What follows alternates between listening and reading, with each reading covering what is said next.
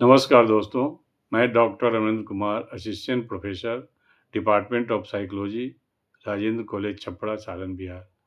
मैं आपको आज एक बहुत ही रोचक कहानी सुनाने जा रहा हूँ।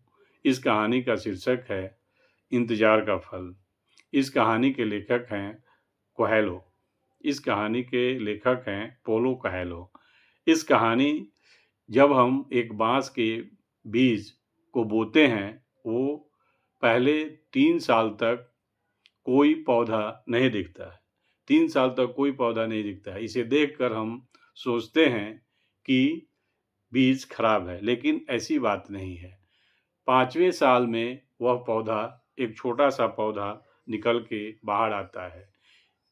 इसके कहने का मतलब ये है कि बाँस के बीज जो है, वह ज़मीन के अंदर 5 साल तक जड़ें फैलाता है।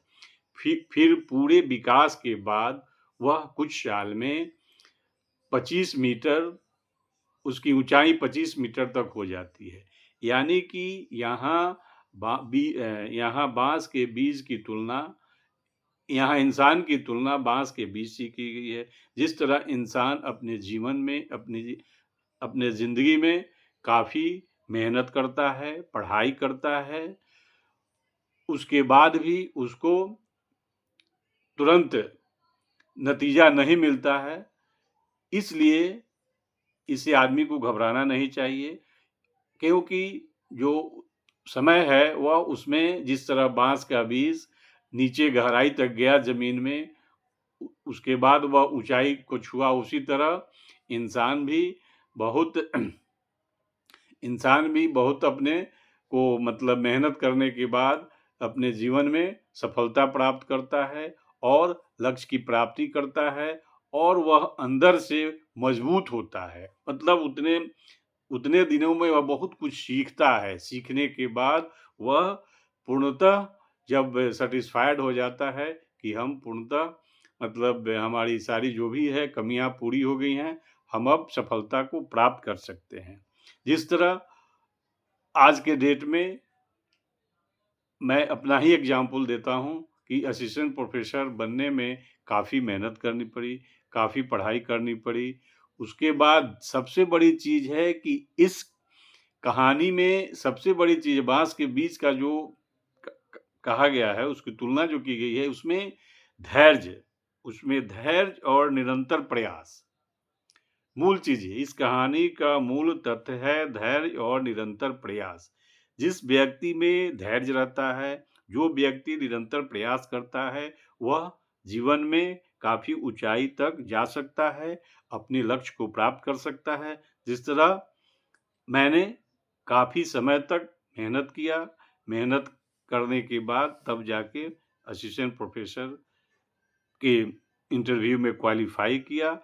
क्वालीफ़ाई करने के बाद आज आपके बीच मैं उपस्थित हूँ, और इस तरह हमको मौका मिला है एक वीडियो शेयर करने का। और समाज को सबसे बड़ी चीज़ है कि इस कहानी से समाज को क्या शिक्षा मिलेगी, इसलिए इस कहानी से समाज को शिक्षा यह मिली कि कोई भी इंसान, कोई भी व्यक्ति, चाहे छात्र हो, कोई भी विद्यार्थी हो, चाहे वह जेईई मेन का तैयारी करता हो, नीट का तैयारी करता हो, जैसे कोटा में बहुत बच्चे हतोत्साहित हो जाते हैं, बहुत बच्चे हतोत्साहित नहीं होती हैं, इसलिए जिस बच्चे में धैर्य रहता है, नहीं इस बार नहीं निकालेंगे, नेक्स्ट टाइम में निकालेंगे, हतोत्साहित क्यों होंगे, डिप्रेशन में क्यों जाएँगे, आत्महत्या क्यों करेंगे? फिर उसको हम निरंतर प्रयास करते रहेंगे, उसमें बराबर लगे रहेंगे। तो इस कहानी से संदेश समाज में बच्चों को, विद्यार्थियों को यही जाता है कि आदमी को धैर्य से काम करना चाहिए। जिस व्यक्ति में धैर्य रहता है, वह काफ़ी ऊँचाइयों तक जाता है। आज धैर्य का ही परिणाम है कि बहुत सारे लोग ऊपर, जैसे एपीजे अब्दुल कलाम, साइंटिस्ट होते हुए भी उन्होंने भारत के राष्ट्रपति के पद को सुशोभित किया। उनमें धैर्य थी, काफ़ी गरीब परिवार से बिलॉन्ग करते थे। उसके बावजूद भी उन्होंने काफ़ी ऊँचाइयों तक छुआ। इसमें कहीं भी ऊँचाइयों को छूने के लिए, साइंटिस्ट बनने के लिए कहीं कोई पैसा की, वो कहता है हम गरीब हैं, नहीं, गरीब के बच्चे एपीजे अब्दुल कलाम साहब क्या थे? गरीब के बेटे थे, और उन्होंने साइंटिस्ट बने। साइंटिस्ट बनने के बाद उन्होंने राष्ट्रपति का पद भी सुशोभित किया। इसलिए कहीं कोई इसमें परिवार, गरीब परिवार के लड़के भी बहुत आगे बढ़ते हैं। मतलब इसमें सबसे बड़ी चीज़ है कि धैर्य रखना चाहिए। जिसके पास धैर्य नहीं होगा, वह जीवन में कुछ नहीं कर सकता है। वह व्यक्ति हतोत्साहित हो जाता है और वह अपने रास्ते से विचलित हो जाता है। रास्ते से विचलित हो जाएगा तो वह व्यक्ति लक्ष्य को नहीं प्राप्त कर सकता है। ये समाज के लिए बहुत बड़ा संदेश है कि इस कहानी से समाज को यही संदेश जाता है कि व्यक्ति को धैर्य रखना चाहिए, अपने जीवन में बराबर, अपने ज़िंदगी में बराबर निरंतर प्रयास करते रहनी चाहिए। ठीक है, इस साल नहीं मिला, अगले अटेम्प्ट में मिलेगा, अगले में नहीं मिला, तीसरे में मिलेगा। लेकिन प्रयास जब तक निरंतर प्रयास जारी रहेगा, तो ईश्वर भी आपको मदद करते हैं। कर्म का फल मतलब धैर्य का फल मीठा होता है और कर्म में आदमी को विश्वास करना चाहिए। कर्मण्येवाधिकार वास्ते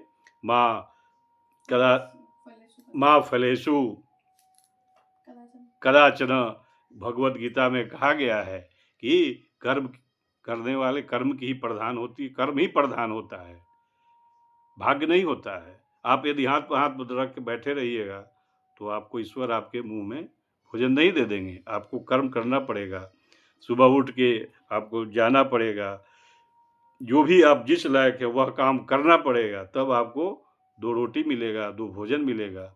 इसलिए सबसे बड़ी चीज़ है कि आदमी को हमेशा धैर्य रखना चाहिए।